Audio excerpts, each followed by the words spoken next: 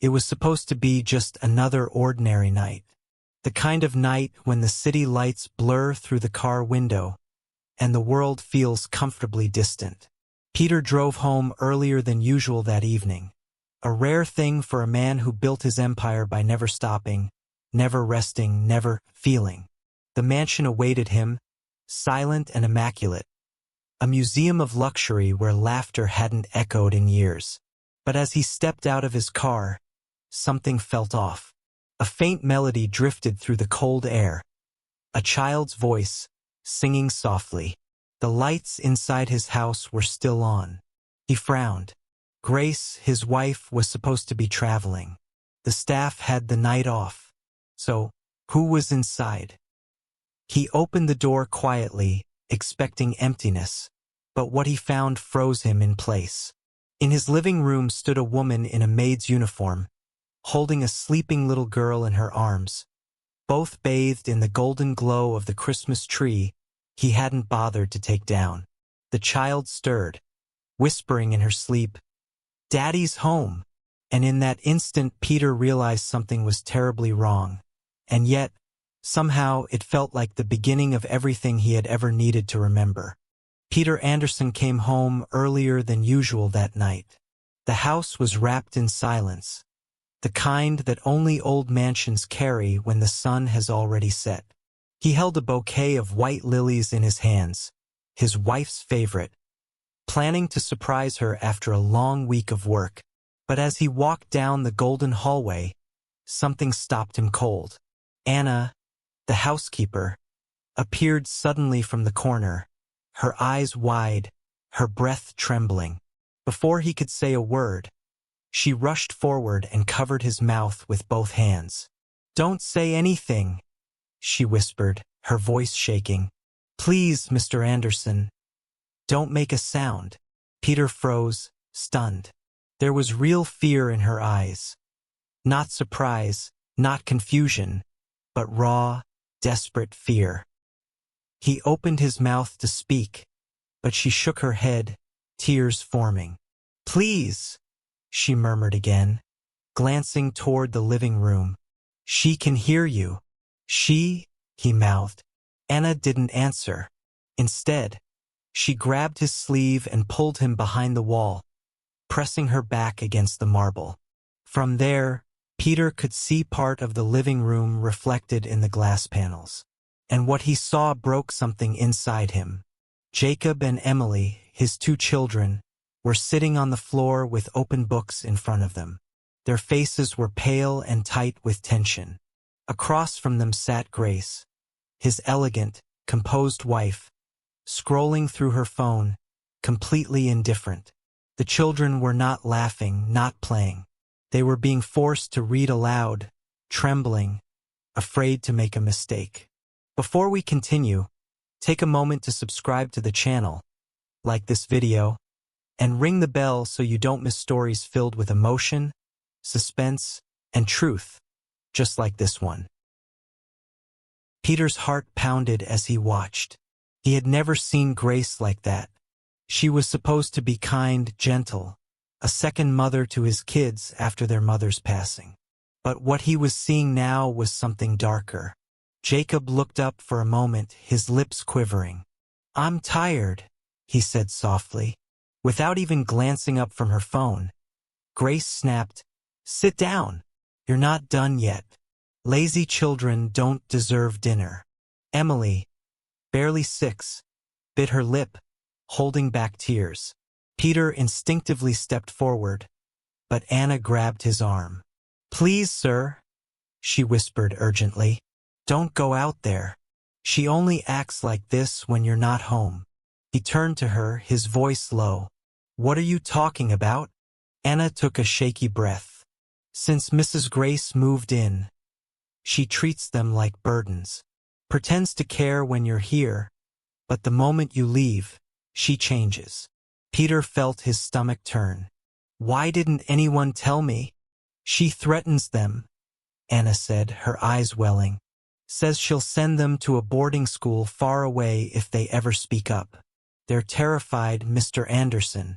I tried to help, but she said she'd fire me if I did." Peter leaned against the wall, his pulse racing.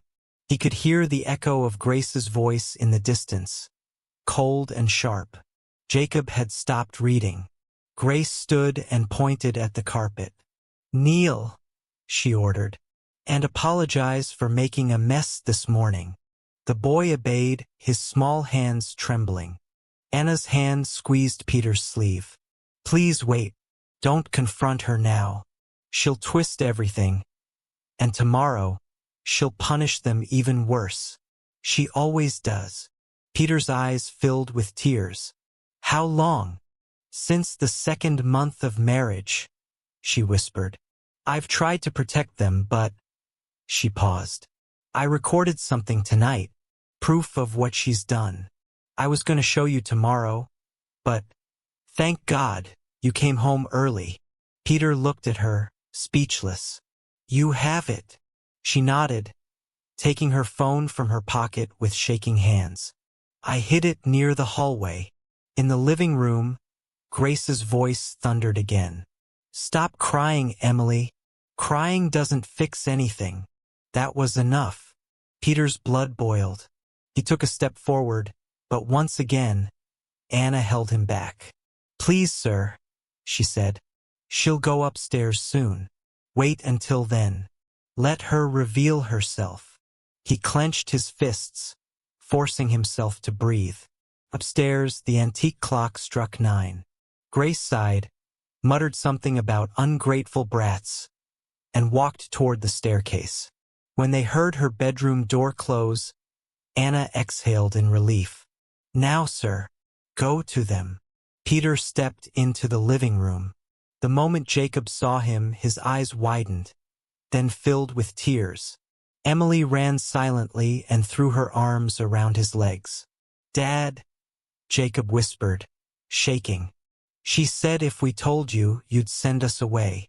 Peter dropped to his knees, pulling them both into his arms. "No, my loves. No, you did nothing wrong." His voice broke. "I should have seen it. I should have protected you." Anna stood behind them, quietly crying. "She said we were the reason Mom died," Emily sobbed. "That you only married her because you needed someone to clean up after us." Peter froze. Those words pierced like knives. "You listen to me," he said, holding their faces. "You are my world. None of this is your fault." He turned to Anna, who held out her phone. "Here," she said. "This will show you everything." Peter pressed play. Grace's voice filled the air. Cold, cruel, unmistakable. She shouted at Jacob, shoved him, and called him names that no child should ever hear. That was all the proof he needed. His hands trembled with rage. "Tonight," he said quietly, "this ends." But upstairs, in the dark, Grace wasn't asleep. Her eyes were open, her mind restless. She had sensed something, and when she heard faint voices below, she got out of bed. The wooden floor creaked. Anna's head snapped up. "She's coming," she whispered. Peter quickly hid the phone in his pocket, wiped the children's tears, and stood in front of them protectively. Grace appeared at the top of the staircase, her silhouette outlined by the dim light. Her expression was calm, but her eyes were sharp as glass. "What's going on here?" she asked, her tone deceptively soft. Peter's jaw tightened. "I think it's time we talked, Grace." She forced a laugh. "Talk? At this hour?" "Yes," he said firmly. "About what really happens in this house when I'm not here." Grace frowned, feigning confusion. "What on earth are you talking about?" "The punishments, the threats, the fear." Her smile vanished. "You're accusing me of what? Disciplining your spoiled kids? You work all day while I raise them. You have no idea how hard it is." Peter stepped closer. "Discipline isn't locking doors or breaking spirits. You lied to me, Grace. You pretended to love them while you were destroying them." Grace's voice cracked. "This is insane. They're lying. That maid has been poisoning your mind. Anna stepped forward. I have proof, Mrs. Anderson. Grace's eyes widened. Proof? Peter pulled the phone from his pocket and pressed play. Grace's own voice filled the corridor again. Cruel, undeniable. For a moment, she stood frozen, staring at the sound of her own rage echoing through the house. Then she tried to justify herself. It was a moment of anger. They provoke me. They don't respect me. They're children, Peter shouted. Children you swore to love. His eyes filled with tears. You fooled me, Grace. You wanted comfort, status, not family. Jacob and Emily clung to his sides, crying quietly. Grace trembled, her face twisting with fury. You'll believe them? These brats? That servant? Anna spoke softly but firmly. I never wanted your place, ma'am. I just wanted justice. These children deserve love, not fear. Peter stepped between them. Anna is more loyal, more human than you'll ever be. From now on, the only one leaving this house is you.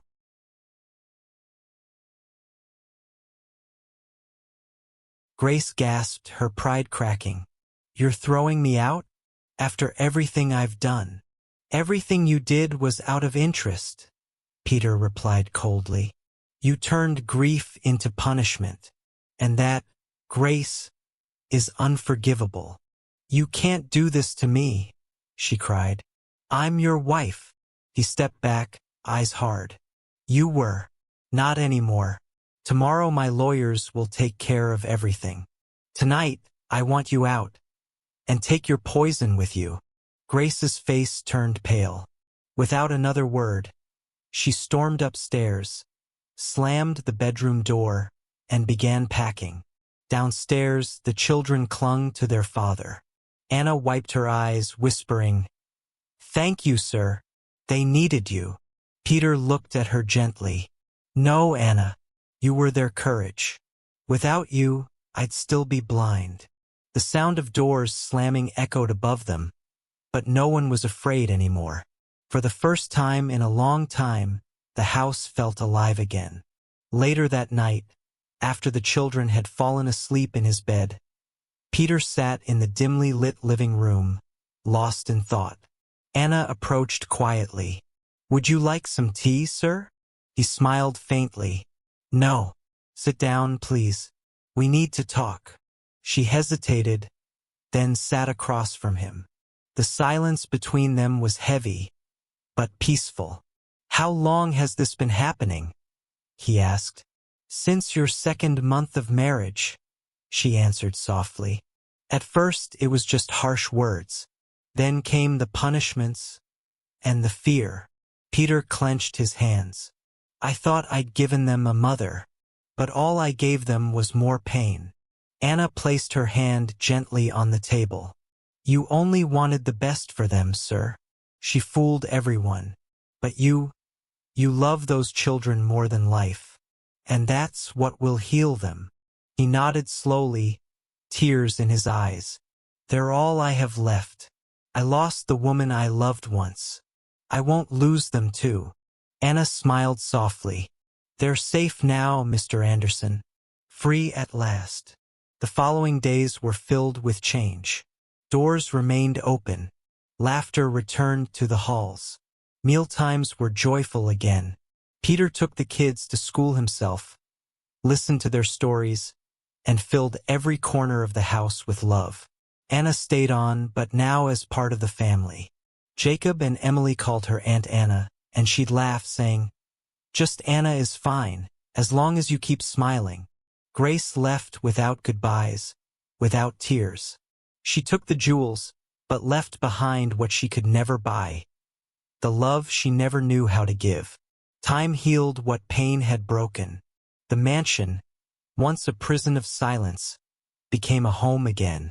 One evening, as they sat around the dinner table, Emily folded her hands and said, Dad, can we say thank you? Peter smiled. Of course, sweetheart.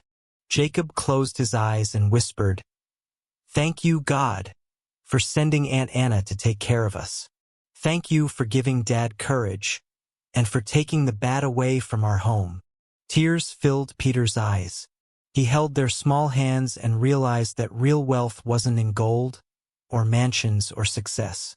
It was in love, in the light that had finally returned to their hearts. Justice had been served, and for the first time in years, the silence in that house was not one of fear, but of peace. Some people spend their entire lives chasing fortune, only to discover that the greatest treasure was waiting quietly at home. If the story touched your heart, don't let it end here. Subscribe and join us for more tales of redemption, hope, and the miracles hidden in ordinary lives. Because sometimes, the smallest act of kindness can change an entire destiny. And remember, when life feels cold and empty, maybe it's not the world that's lost its warmth. Maybe it's just waiting for you to come home early.